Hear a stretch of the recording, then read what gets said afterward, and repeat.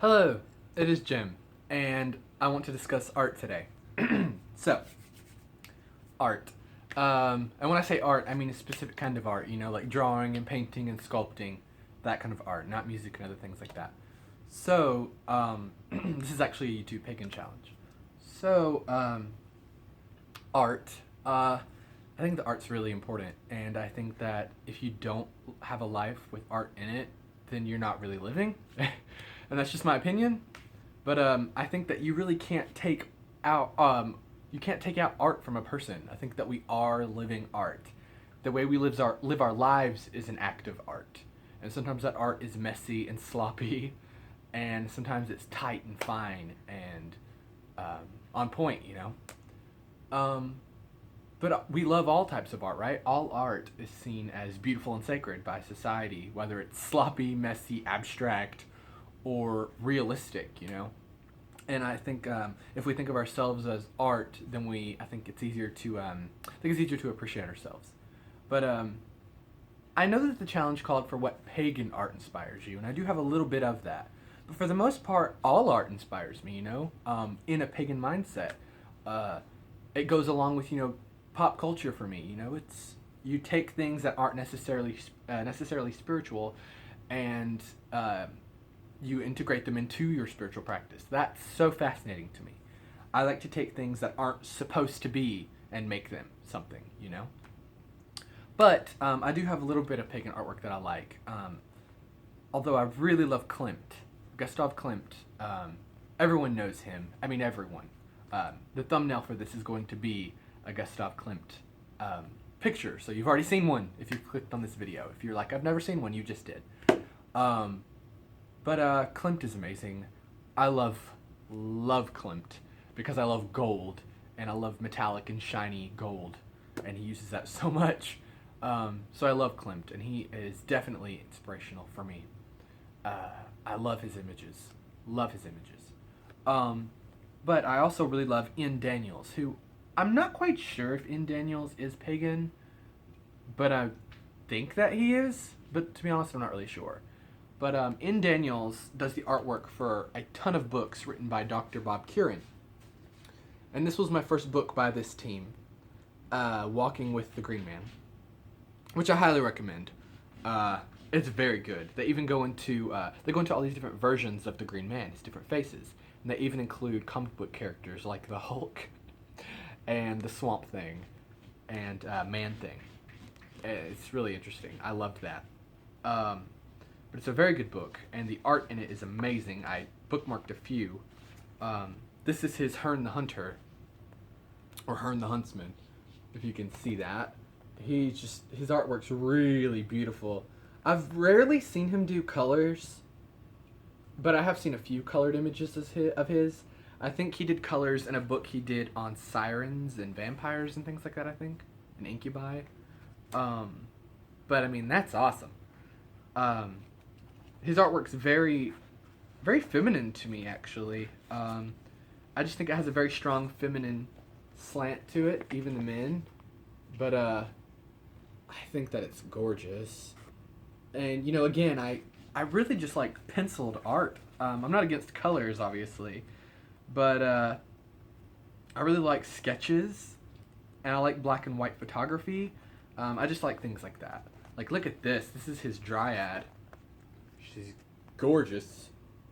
I mean, if you saw that in the woods, you would be seduced. She's so pretty. So pretty. But he's very good. Again, that's in Daniels. He's really great. So I did want to mention that. But I really like kind of just doing stuff myself. And I do simple things, like just a handprint on a canvas, on a tiny canvas. It's just my handprint with peaks and valleys and textures to it. I really like that. I keep this on my altar. It just reminds me of my ancestors, like primal ancestors, like cave painting stuff. And it just reminds me to, always stay true to who I am, stay true to my source, ground myself, and be authentic, That's what this reminds me of, so I keep it around. Look, it sparkles. Which is accidental. I did not add glitter to this picture. It's been around for many, many years now, actually. and it's just gotten glitter on it. But don't be afraid to make your own art, even if it's not professional or pretty, because I'm definitely not a painter, but I like doing art. This is one I did. And yes, some of these are supposed to be backwards if you're reading it, and you're like, wait, what? I did this based off of Wonder Woman, which is my favorite superhero, as most of you know. But I inverted her crown, which now is moot because I did this a few years ago. And the new version of her, this movie version, has an inverted crown like that. But normally her crown points up in the comics. So I wanted to do it down and do a different star from what she normally has. There's a character called Bizarro in the comics who is the polar opposite of Superman. And he has a backwards S. And all of their powers are reversed. So instead of icy breath, he has fire breath, and etc., etc. But I wanted to do something that was almost like Bizarro Wonder Woman. And so this is like her corset, like her bust line, and this is the tiara. And I did it pink instead of red. Actually, only because that's what I had. But I really like it going with the whole like opposite theme, like a Bizarrus. And then there's, if everything's not perfect in it, I like that. It's very imperfect. Like the lines overlap and the colors overlap, and it's not perfect. And that was my point, because I wrote the word perfect, and obviously it's not written perfectly, and it's out of place and out of order, because perfection is in the eye of the beholder. There's no true perfect, no universal idea of perfection. But I wrote the things, like the ideals that Wonder Woman stands for, because she is a huge spiritual inspiration on me. So she usually stands for perfect truth, love, respect, and equality. And so I wrote truth very faded in one brushstroke, because we can't always find the truth. The truth is sometimes hard to see and to find and to believe. And then I wrote love very boldly, because that's what love is to me. It's this bold force that you can always find love, I think, in anything and everyone. Love permeates everything, so it's always blatantly there in your face. You just have to notice it. But love is obviously the strongest thing that's written here. And then I did respect backwards, because it goes both ways. It's that old saying, if you want to be respected, you have to give respect first. And then equality. I didn't complete parts of the letters because we're not quite there yet. True universal equality doesn't actually exist. So that's why it's written like that. So this is very inspirational to me. I have it above my bed. I really like it. So again, I'm not an artist, but I'm really, really proud of this, and I really like it. And I don't know. When I look at it, it always just keeps me in a really good place. So there's that. And then I did this one, which is a little sadder and harsher. But I really love abstract, and I love not using brushes. I like working with my fingernails, fingertips, feet. I like body painting, not just on my body, which if you follow me on Instagram, I like. But I just like painting with stuff that's not normally used to paint with, like utensils and things, like spoons and just anything. So I did this with all sorts of tools. I probably can't even name them all now. But I did a very messy heart over all this stuff. Like there's handprints and scratches and splatters. And I wrote touch because I have had an issue with touch for a very long time. For years and years and years and years and years. Since my preteen years. For a variety of factors. I just, for a really long time, did not like being touched. So, I put that here. I put a kiss on my heart, which I don't know if you can see. Sort of. It looks like a circle, sort of. But that's lips.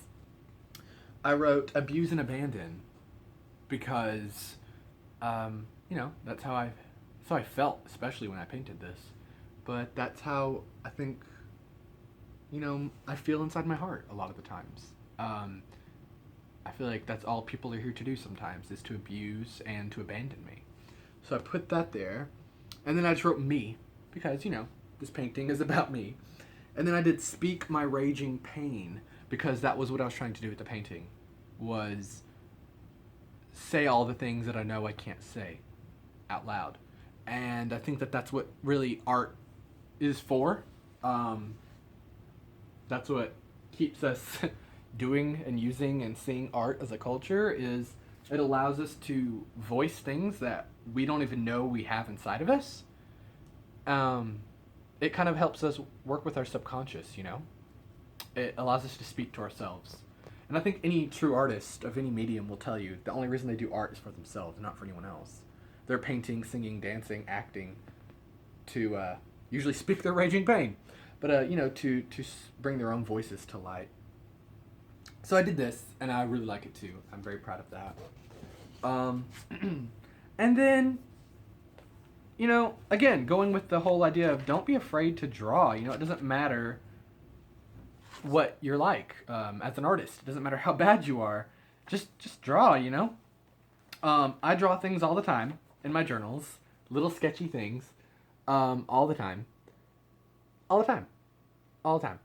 And I like them. They are empowering to me. And sometimes I'll use crayons and things. I really like it. I'll draw pictures of spirits that I encounter usually. I like it. I like doing that. Sometimes I'll even write in crayon in my journals. But sometimes the pictures are elaborate, so I could find something elaborate. Not really. But sometimes they're elaborate, and sometimes they're not, and sometimes they're just doodles and silly things. And sometimes they're of animals that I work with. I mean, that looks like an elementary school student did it, especially with crayon. But I like it. It was my way of honoring Eagle when I was working with Eagle. And I just love it. I just love it. I mean, look at my guinea pig, you guys. It's just a black, lump. It's not even an animal. But it's expression, you know? It's expression. It lets us show ourselves who we are. And I think if art doesn't show us who we are, if it doesn't make us feel something or reveal a truth to us, then it's not worth our time. And in my opinion, then it's not really art. But I love it. I love it. I used Pokemon cards as bookmarks, which can also have good artwork on them, trading cards.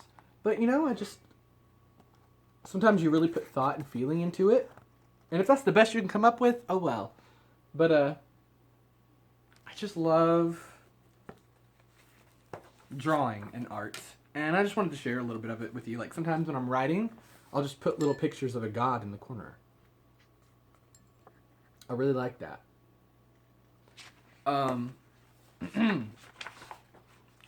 And again, my art's never elaborate because I'm not really a super great artist.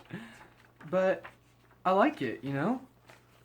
I love drawing just the heads of spirits and gods that I work with. I don't know why. But there's actually a ton in here that I'm not showing you. Because it's like every other page, there's the picture, like a head, just a drawing of a head of a god. I like drawing them. I like drawing how I perceive them and looking back on them because it usually changes. But, yeah, I think that art is, again, something that you can't take out. And if you, from life. And if you feel like maybe you're not being artistic enough, if you feel that, like, deadness inside of you because you know that you're not creating art, just go ahead and do it. You don't have to show it to anyone.